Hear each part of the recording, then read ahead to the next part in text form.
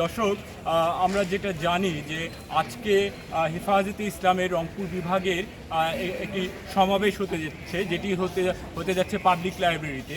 আর আমি এখন যেখান থেকে কথা বলছি এটি জুম্মাপাড়া মসজিদ মাদ্রাসা রংপুরের, এবং এখান থেকেই মূলত হেফাজত ইসলাম এই অঞ্চলে কাজ করে থাকে। তো হেফাজত ইসলামের যে মহাসমাবেশ, এই সমাবেশের মহাসচিব থাকছেন কেন্দ্রীয় মহাসচিব সাজিদুর রহমান ছাড়াও আরও বেশ কয়েকজন তাদের নেতৃস্থানীয়রা যারা আছেন, তারা পাশাপাশি মৌলানা মামুনুল হক, যিনি যুগ্ম মহাসচিব উক্ত প্রতিষ্ঠানেও, তারাও থাকছেন। তো আমি এখানকার ছাত্রদের সঙ্গে কথা বলে যেটা জানতে পেরেছি যে তাদের মধ্যে একটা ব্যাপক আলোড়ন বা আগ্রহ তৈরি হয়েছে এই মহা সম্মেলন উপলক্ষে। বিশেষ করে মামুনুল হক হুজুর গাইবান্ধা বগুড়া হয়ে মিটিং শেষে রংপুরে ঢুকবেন, হয়তো বা 2টার সময় আছে, দেখা যাক উনি কখন আসেন। তো যেটি বিষয় হচ্ছে যে এই মাদ্রাসার ছাত্রদেরকে একটা সময় বিগত সরকার তাদেরকে অনেক ক্ষেত্রে জঙ্গি, মৌলবাদী বা বিভিন্ন ধরনের উপাধিতে ভূষিত করেছিলেন, উপাধি বলতে ভূষিত করেছেন। কিন্তু প্রকৃত অর্থে 2024-এর যেই ছাত্র জনতার আন্দোলন, সেই আন্দোলনেও এই মাদ্রাসার শিক্ষক ছাত্রদের যেমন অবদান রয়েছে, তারা দেশের জন্য যেভাবে রক্ত দিয়েছেন, ঠিক তেমনিভাবে অন্যান্য ধর্মীয় প্রতিষ্ঠানগুলো, বিশেষ করে মন্দির পাহারাদানের ক্ষেত্রে এই ছাত্র সমাজ একটি বড় ভূমিকা রেখেছে। এখানে বাংলাদেশের পতাকা সহ আমি বিভিন্ন ছাত্রদেরকেও দেখেছি। তো আজকের সম্মেলনের বা মহাসমাবেশের মূলত কয়েকটি দাবি দাওয়া নিয়ে তারা এটি করছে।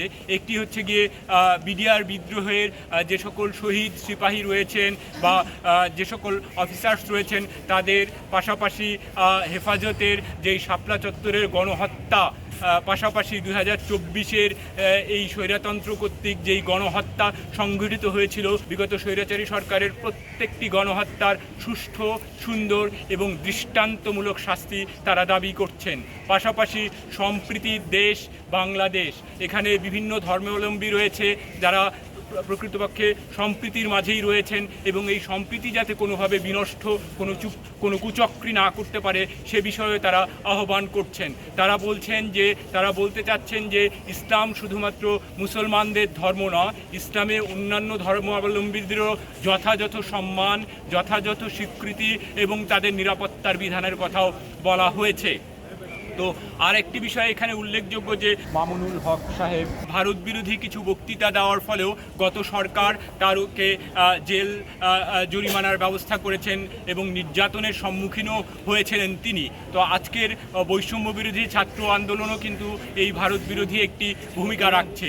তো বৈষম্য শুধুমাত্র অনেক ক্ষেত্রে এই মাদ্রাসার ছাত্রদের উপরেই করা হয়েছে, তাদেরকেই বলা হয়েছে জঙ্গি, তাদেরকেই বলা হয়েছে সন্ত্রাসী, তাদেরকেই বলা হয়েছে মৌলবাদী। তো প্রকৃত অর্থে এরা সমাজের বাইরের কিছু না, এরা দেশের জন্য যেভাবে জীবন উৎসর্গ করেছেন, পাশাপাশি তাদের ধর্মীয় দায়িত্বগুলো পালন করেছেন। বিশেষ করে পৃথিবীর ইতিহাসে বোধহয় এরকম দৃশ্য খুব কম আছে যেখানে মুসলমানরা অন্যান্য ধর্মীয় প্রতিষ্ঠানগুলোকে যথাযথভাবে রক্ষা করার এবং অন্যান্য ধর্ম বিশ্বাসী মানুষদের প্রতি সম্মান, শ্রদ্ধা পোষণ করে এই ছাত্র সমাজ, এই মাদ্রাসার ছাত্র শিক্ষকরা একটি দৃষ্টান্ত স্থাপন করেছেন গোটা বাংলাদেশের জন্য বোধহয়, এবং পৃথিবীর ইতিহাসেও এটি স্বর্ণাক্ষরে লেখা থাকবে যে মুসলমানরা জঙ্গি না, মুসলমানরা মৌলবাদী না।